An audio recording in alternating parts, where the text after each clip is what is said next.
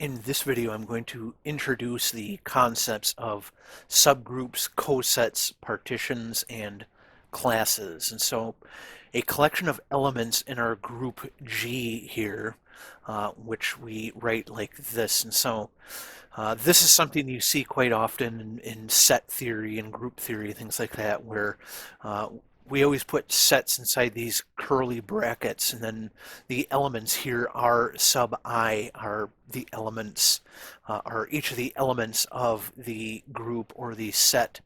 And then you'll see this vertical bar here, which can be sort of read as such that. So here we have our group G is equal to all the elements R sub I, such that I is equal to 1, 2, 3, and so on up to the order of our group here. And so the collection of elements in a group which form their own group is called a subgroup, and we write this as H with this symbol here, G. And so the order, as I said, is the number of elements in the group. So the order of a group G is often denoted with either these sort of absolute value bars, or sometimes you see it as like ord with G in parentheses, and sometimes you'll see it as just the lowercase letter for the group. So our group here is G, uppercase G, and then the order will be in lowercase g, such that the order of uppercase G is equal to lowercase g. And so, for instance, the order of our group that we've been using, this C3V, is C3V equals 6 because it contains 6 elements. And so our example group here has these as the subgroups. And so when I set up here that a subgroup is something that forms its own group, that's an important distinction to make, because we could just sort of take any old, couple of elements from our group and, call it, a set of them. But in order for it to be a subgroup rather than just a subset, it has to itself be a group on its own. And so, for example, in our H1 up here, we have the associative property, we have the identity element, which we see is common to all 4 of these, but they also all have an inverse where the reflections, these sigmas, are their own inverse. And then this one up here, the C3 and then the C3 bar, are inverses of each other, where performing one and then the other just gets you back the identity element. And so each of these subgroups are unto themselves a group. And so that's an important thing, between sort of a subset of our group and a subgroup of our group, is that a subgroup has to itself be a group. And so the entire group G and the subgroup H, which I have a little subscript E here, which is just the identity element, are also trivial subgroups, and these are called improper subgroups. And so when people want to specify only the proper subgroups or subsets more generally, they often use this symbol here rather than this one that has the line beneath it. So we can think of those as equivalently as being like the less than or equal to, such that if we have all of the subgroups, including the improper subgroups, then the order of H is going to be less than or equal to the order of G. And so it will be equal to it when we're talking about the subgroup that just is the group, sort of the trivial case of it just being the group. Where we have this, then the order of H has to be less than the order of G, because we're not including the trivial case of the entire group. All right, so cosets.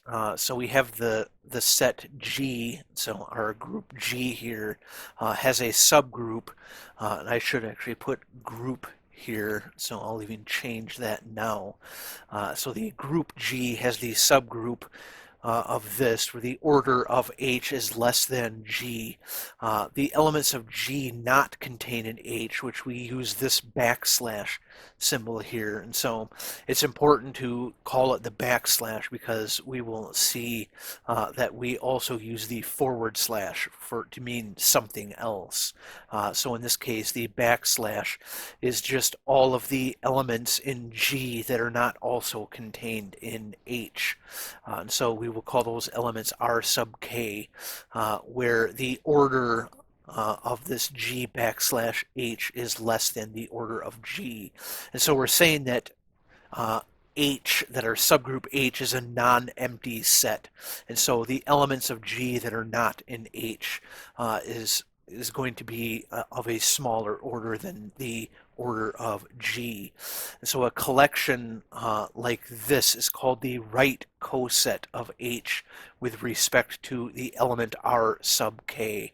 And so if we use our concrete example of the C3V and we use this subgroup of C3V, so remember this subgroup is a group unto itself, then the right coset of H with respect to RK, where we'll use the sigma 1 as our RK. And so this sigma 1 is an element that is in G that does not show up in H, and so it satisfies this G sort of minus the elements of H from it. So it's one that is in G but not in H, and so we take the right coset, and so we call it the right coset because you can also take the left coset, and in this case we are putting this to the right of H, and so we're sort of taking every element of H, of our subgroup H, and then we are sort of acting it onto this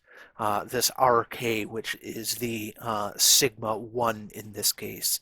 And so when we do that, we end up with this set right here, which is sigma 1, sigma 3, and sigma 2. And so the coset, this H with RK, and so this is the right coset in particular, is not necessarily a group. So for instance, in the above, it doesn't have any it doesn't have the identity element in here, and so this does not satisfy a group unto itself. So this is just a coset, but it is not a group. And in fact, it is the right coset of our subgroup H here. And then these cosets have the following properties. So I'm not going to harp on these, and I'm not going to prove them either, but they're all proven according to the book that I'm using, using a proof by contradiction. And so you just assume the contrary and show that that can't be true. So this notion of a coset leads to the theorem of partitions. So a partition, the theorem of partition says that the order of our subgroup here, which is this small letter h, of any subgroup must be a divisor of the order of G, of the whole group G. And so for example, in our C3V, it can only have proper subgroups of order 2 or 3, since the order of the main group G is 6, which is only divisible by 2 and 3. Obviously, it's also divisible by 6 and 1, but that's why I specified here that we're talking about the proper subgroups, because we're not using the trivial cases of just the identity element or the entire group itself. So this partitioning is done using the left and right cosets. So if we look at our C3V example, it's 4 subsets. In fact, this should actually be subgroups, and I'll change that here, are these H1 through H4 here. So these each are groups unto themselves, and so they are actually subgroups. And if we do the right coset of each, so I did that right here, and so we end up with these things that I have here in red, which are the partitions of our group here. And so each of these is sort of, I mean, if all of these together are sort of exhaustive of every way that you could sort of partition this group up into different subsets. And so we see that every partition contains either 2 or 3 elements, which tells us that the order of our group is equal to some integer times the order of our subgroup, where the n sub I are integers that satisfy this. And so the order of the subgroup has to be a divisor of the order of the main group. And so we have to get sort of an integer from that. So they have to be divisible by each other. And so we can now define what a class is. And so a class is a collection composed of distinct conjugates of a group, where an element y that's an element of F is conjugate to an element of G, where if we take y and then set it equal to x surrounded by one of the elements of the group on the left side and then the inverse element on the right side. And so a class is a set made up of these distinct y equal this, whereas j runs from 1 to the order of g. And so for instance, in our C3V, so I've done that here, where on this one we are looking at the identity element, and then so on each side we're looking at each element in its inverse, and sort of running through that entire thing. And in this case, we always get to E, because the if we do the identity element on this element here, like C3, and then we do the inverse C3 on C3, we will just get the identity element. And so this is the identity element in all cases here. In this one, we end up getting C3 and then C3 bar. Same thing for this one, C3 and C3 bar, as we run. So these, like I said, are distinct conjugates, and so that's why I'm not counting the repeats twice or more in each of these sets. And so we are just looking at the distinct elements from each of these sort of conjugates that where we run through the conjugates for each element in our group here.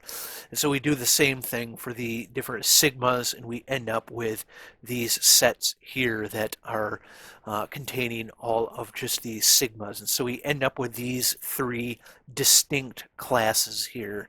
So these are our classes here. These sets are classes because classes are defined by this conjugate relationship here. And so in set theory, the above 3 sets are together known as a family of sets, which here I will call P. And so a partition has the following properties. So a family P doesn't contain the empty set. And so we see that the empty set is not contained in our family of sets or our classes up here. So the union P of our group up here is just equal to our group. And so I kind of put this in a tautological way. So the union P is our group. And so all of the sets up here, each of these, or all 3 of these sets separately, are exhaustive or cover our entire group. And then so the intersection of any 2 distinct sets in our family up here is the empty set. So the intersection of, say, this one and this one is the empty set because there is no overlap. None of these contain the same element as any of the other ones, and so that is that sort of defines what a partition is when it satisfies these 3 things. So another thing to note is that the above sets, we have what is called an equivalence relationship, where in this case the equivalence is essentially either a rotation or the equivalence set of reflections here. But an equivalence in general has to be reflexive, symmetric, or transitive, where reflexive means that a member has the equivalence relation with itself. Symmetric means that the equivalence relation is commutative, and so we can sort of change the order on these things, and it will still be equivalent, and it's transitive. So if we have this x sub I is equivalent to x sub j and x sub j is equivalent to x sub k, then x sub I is equivalent to x sub k. So the most common equivalence relationship that people sort of understand is equals, where we can obviously see that that satisfies everything up here.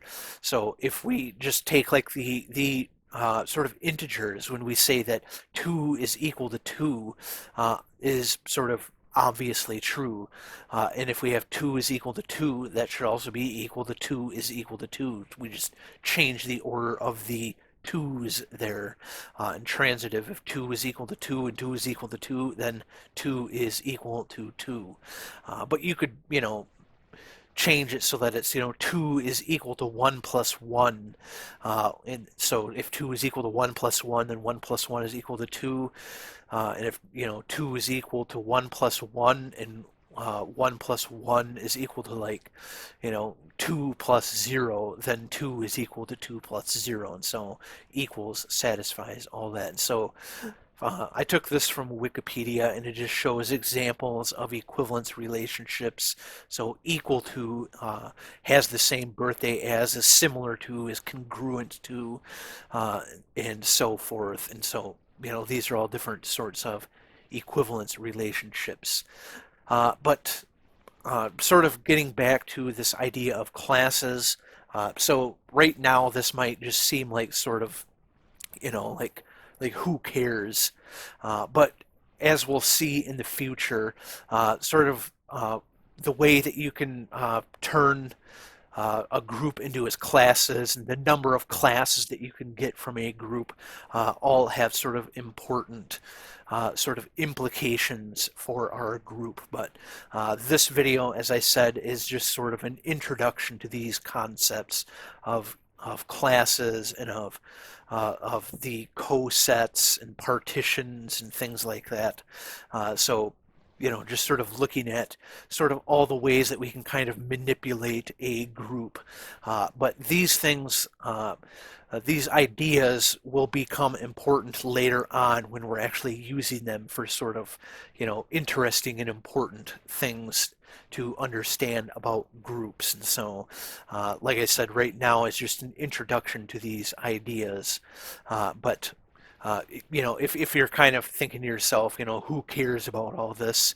Uh, you will find that it will be important to understand these things later on. But anyway, I hope you found this video helpful, and I will see you in the next one.